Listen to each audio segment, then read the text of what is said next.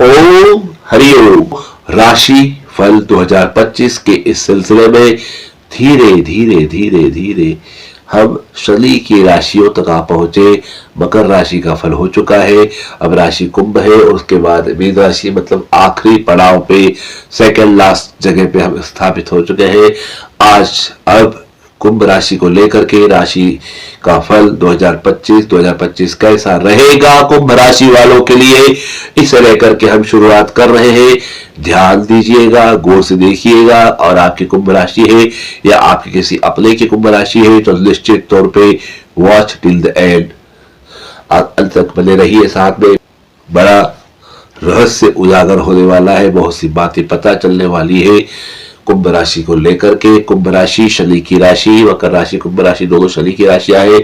शनि को जो दोष होता है शनि की राशि में, लेकिन कुंभ राशि शूद्र वर्ण की वायु तत्व की राशि कुंभ राशि है।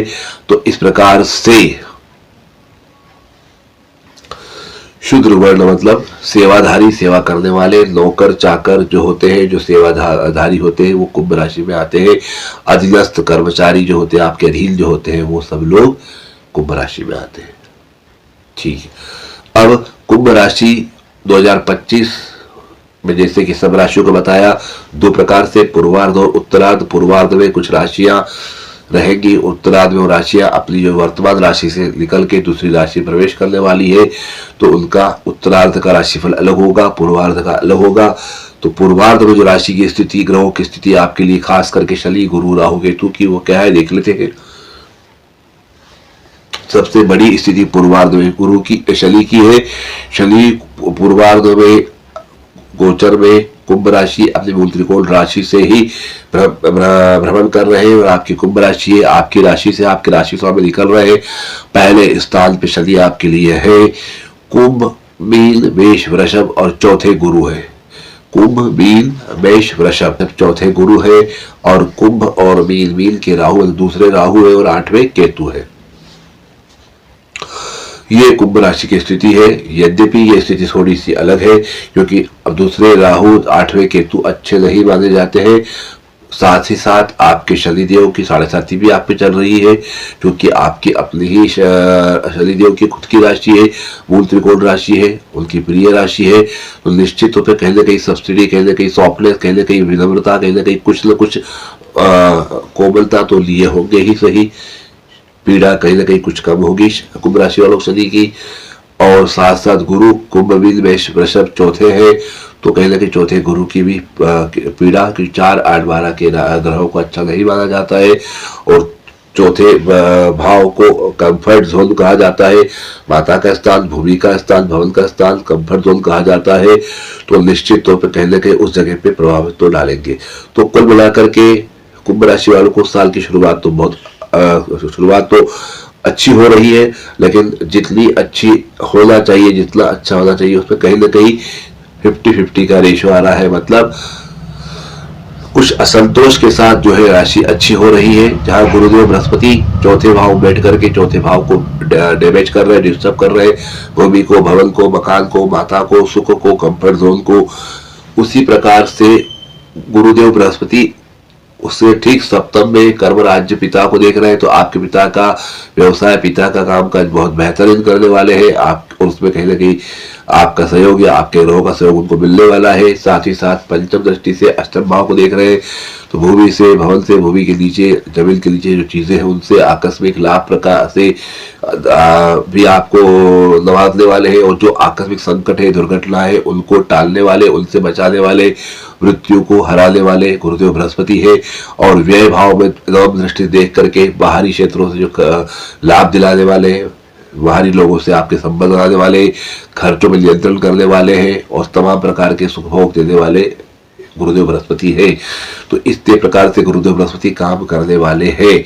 वही शनि भगवान अपनी मूल त्रिकोण राशि में है, पहले भवन में है, तो वहां से पराक्रम को देख रहे हैं, सप्तम को देख रहे हैं, दशम को देख रहे हैं, तो निश्चित तौर पे कहीं ना कहीं आपका राज्य, आपके पिता का काम, कार्य क्षेत्र, कर्म क्षेत्र उन्नत होने वाला है, कई गुना बढ़ने वाला है। और उसमें कहीं ना कहीं आपकी दुआएं, आपके आपके सदिच्छाएं या आपके एफर्ट या आपकी इच्छा भी काम कर सकती है, और उसमें कहीं ना कहीं आपकी सहभागिता हो सकती है।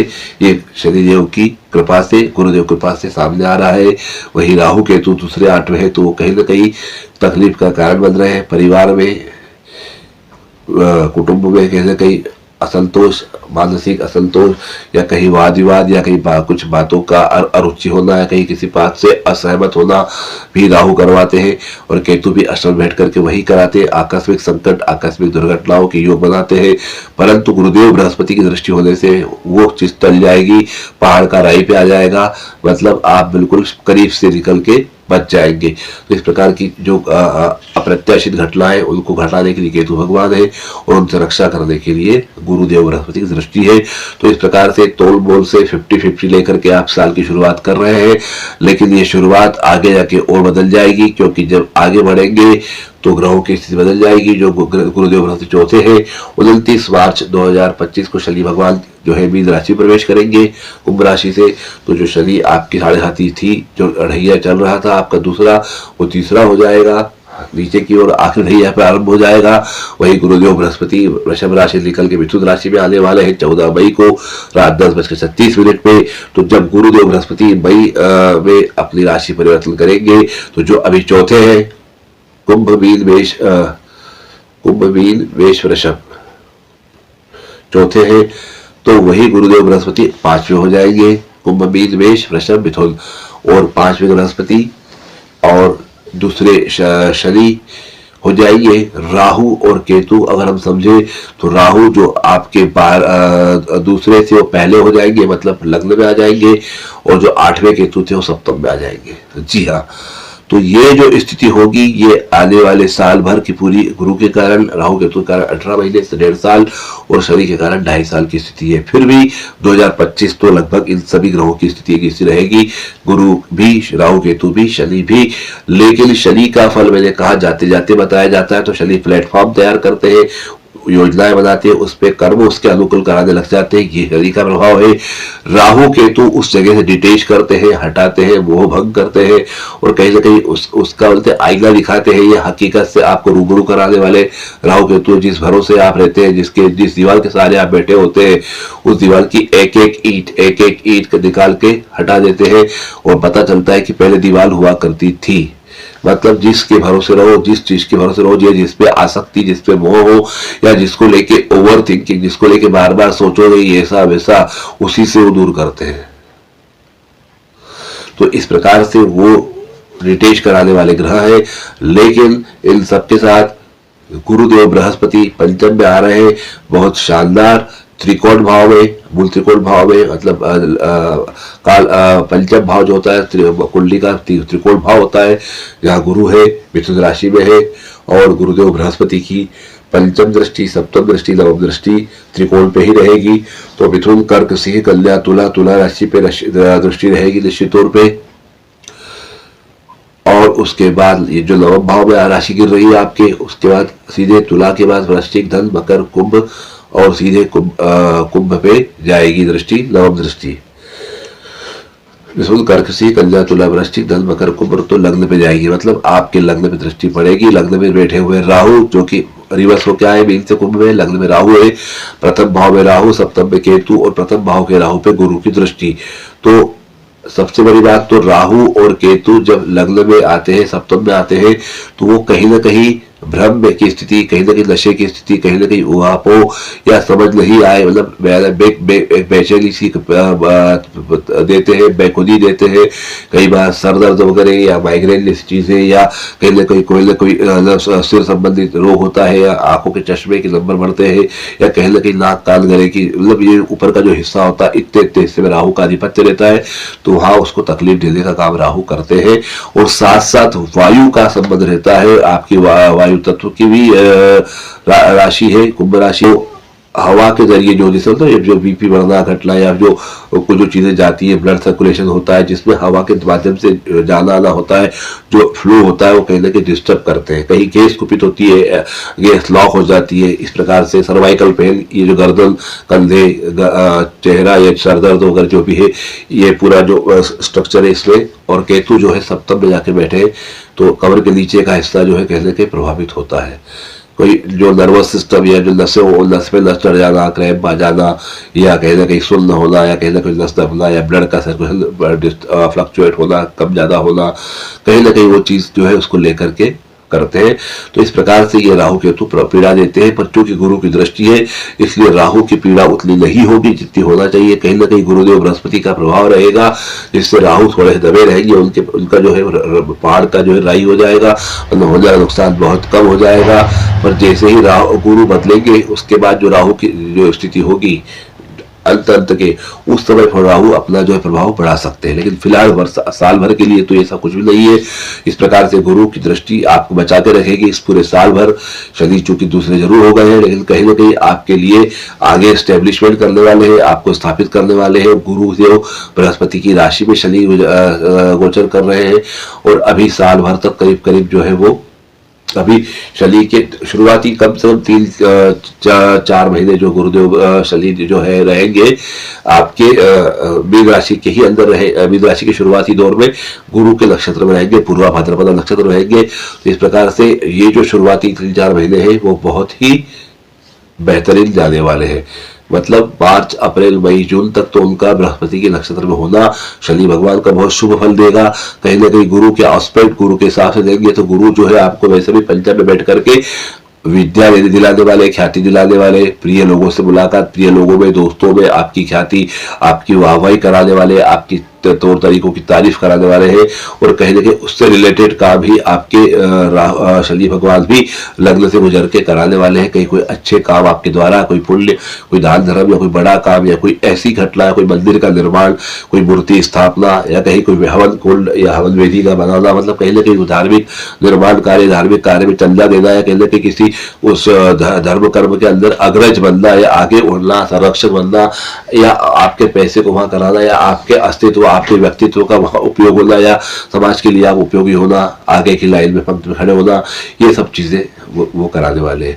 और चूंकि शनिदेव लग्न में, राहु जो है शनिदेव दूसरे भाव में इसलिए और लग्न में राहु बैठे हैं और वहां पे गुरु की दृष्टि है, तो कहीं ना कहीं राजनीति या धार्मिक राजनीति या धर्म क्षेत्रों या किसी प्रकार का जुलूस, जलसा, उत्सव, कोई कमेटी समिति में आपको आगे जो है रखा जाएगा, आपके नेतृत्व में, आपके संरक्षण में, या आपसे पूछ कर कोई काम किया जाएगा, सलाह समिति में आप हो सकते हैं। इस प्रकार आपको वर्चस्व आपका बढ़ने वाला है। तो ये गुरुदेव बृहस्पति यहाँ से बैठ के कुंभ राशि वालों को कराने वाले हैं। तो ये राशि बहुत अच्छी राशि है। और जो लोग गुरु से संबंधित काम कर रहे हैं, राहु संबंधित काम कर रहे हैं, शनि संबंधित काम कर रहे हैं, उनके लिए तो वाकई ये साल बहुत अच्छा होगा। जो आपने तपस्या की, जो आपने अब तक समय दिया, उस संघर्ष का पूरा फल मिलेगा। जो लोग शनि से संबंधित काम करते हैं, जैसे आप कोयले का, तेल का, लोहे का, या कोई अच्छे अधिकारी है या नौकरी में है, या वकालत कर रहे हैं, वकील है, या कानून संबंधित है, मजिस्ट्रेट न्यायालय संबंधित है, बाबू है, न्यायालय में है, कोर्ट में है, तो उन लोगों को निश्चित तौर पर इसका लाभ मिलेगा। उनकी पदोन्नति, क्रमोन्नति होगी, वरिष्ठों का आशीर्वाद, वरिष्ठों का सहयोग मिलेगा, वरिष्ठों का विश्वास अर्जित करने में आप कामयाब होंगे। कहीं ना कहीं आपका ओहदा एकदम बढ़ेगा, कहीं कोई पद प्राप्ति, कहीं पुरस्कार भी आपको मिल सकता है। यही से गुरु की अगर आप बात करें तो कुछ पूजा पाठ, धार्मिक अनुष्ठान, ज्योतिष का काम करने, वास्तु का काम करने, धर्म संबंधित या कोई धार्मिक पूजा पाठ की वस्तु साहित्य का विक्रय करने वाले, कोई किसी संस्था या कोई एनजीओ या कोई धार्मिक न्यास के कोई जो न्यासी है या उसके अंदर काम करने वाले लोग हैं, उनको भी निश्चित तौर पर लाभ मिलेगा। राजनीति से जुड़े लोगों को लाभ मिलेगा। कहीं ना कहीं जो अनुसंधान कर रहे हैं, रिसर्च कर रहे हैं, उन लोगों को लाभ मिलेगा। और इस प्रकार से जो भौतिक रासायन क्षेत्र से जुड़े लोग हैं उनको भी निश्चित तौर पर लाभ मिलेगा। वैज्ञानिकों को लाभ मिलेगा। जो संस्थाएं वह है इसरो, नासा, उन संस्थाओं में कोई ना कोई नई खोज या कहीं नई कोई चीज सामने निकल के आएगी जो कि आने वाले भविष्य के लिए बहुत कामगार या बहुत कारगर होगी, जिसके बेस पे कई बड़ी बड़ी बातें संभव हो सकती है। ऐसी कोई खोज, ऐसी कोई चीज, कुछ चीज हो सकती है, कोई डिकोड हो सकती है चीजें, क्योंकि गुरु बैठे हैं और राहु बैठे हैं लग्न में और शनि बैठे हैं दूसरे भाव में मीन राशि में, तो कहीं ना कहीं डिकोड, कोई किताब, कोई कहानी, कोई श्लोक, कोई लैंग्वेज, कोई साइन लैंग्वेज या कोई पुरातत्व से निकली कोई लिपि या कहीं कोई चीज का मिल जाना, कोई दबी हुई चीज गुप्त रूप से, जैसे कोई वस्तु मिली, कोई साहित्य मिला, कोई किताब मिली, कोई ऐसी चीज मिली जिससे कोई चीज डिकोड हो जाए, डिकोड करने का काम इस बार गुरुदेव बृहस्पति के इस माध्यम से कुंभ राशि वाले करने वाले हैं। और कहीं ना कहीं कोई बड़ी चीज होने वाली है, कोई अनुसंधान, कोई संशोधन करवाने के लिए आप बिल्कुल तत्पर है और कहीं ना कहीं इसमें आपका हाथ अवश्य रहेगा। इस प्रकार से कुंभ राशि वालों के लिए साल बहुत बढ़िया है। 2025 का साल आपके लिए टर्निंग पॉइंट का है, कहीं ना कहीं आपको अच्छा करवाने वाला है, बशर्ते आप अति आत्मविश्वास से बचे, गर्व से बचे और अपनी वाणी को संयमित रखें, वाणी संयम से रहे और किसी चीज को लेकर ज्यादा मोह या ज्यादा आसक्ति ना पाले और किसी चीज का ज्यादा जिक्र ना करें। कोई चीज अगर पाना है तो उसे गुप्त रखे, किसी को बताया नहीं जब तक कि काम सिद्ध न हो जाए। आप अगर समय से पहले बता देते हैं तो चीज कच्ची रह जाती है और कच्ची कच्ची ही टूट जाती है, मतलब फल कच्चा ही तोड़ लेते हैं तो न तो पेट भरता है, न स्वाद आता है, न पूरा खवाता है, मतलब चीजें बेकार हो जाती है। तो इसलिए इसको आप विशेष का ध्यान रखें, क्योंकि कहते हैं कि राजे दिली कहकर जलीलो ख्वार होते हैं, राजे दिली कहकर जलीलो ख्वार होते हैं, निकल जाती है खुशबू गुल बेकार होते हैं।